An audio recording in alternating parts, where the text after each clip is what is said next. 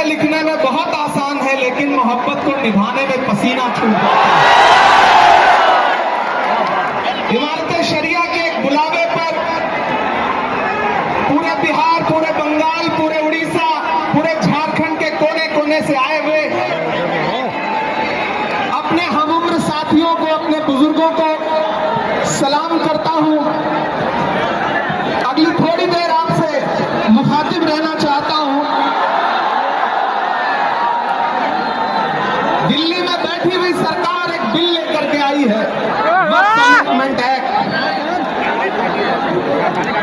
हमी को कातिल कहेगी दुनिया, हमारा ही कत्लेआम होगा। हमी को कातिल कहेगी दुनिया, हमारा ही कत्लेआम होगा। हमी कुएं खोदते फिरेंगे, हमी पे पानी बहाएगा। हमारे आबाओ अजदाद की दान की हुई जमीनें दिल्ली में बैठी हुई सरकार दिल्ली का हाकिम लूट करके अपने धन्ना से दोस्तों को देना चाहता है। इसलिए यह बिल लेकर के आया गया है। पूरे मुल्क में इस बिल के खिलाफ एहतजाज हो रहा है। देश की पार्लियामेंट में आपने देखा, हम सारे लोगों ने इस बिल के खिलाफ लगातार लड़ाई लड़ी, लेकिन नंबर उनके पास है, इसलिए यह बिल पास हो गया।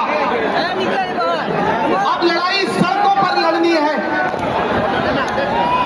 देश की माननीय उच्चतम न्यायालय में, सुप्रीम कोर्ट में यह मुकदमा ऑलरेडी पेंडिंग है और मुझे पूरा यकीन है कि हमारे देश की सुप्रीम कोर्ट इंसाफ जरूर करेगी। महान बादशाह सिकंदर ने जब यूनान फतेह किया तो जीत का जश्न मनाने के लिए वो शहर की सड़कों पर निकला, तो उसने देखा कि पूरा शहर जश्न मना रहा है, लेकिन एक फकीर इंसान सड़क के किनारे बेसुध होकर के सो रहा है। सिकंदर को गुस्सा आया।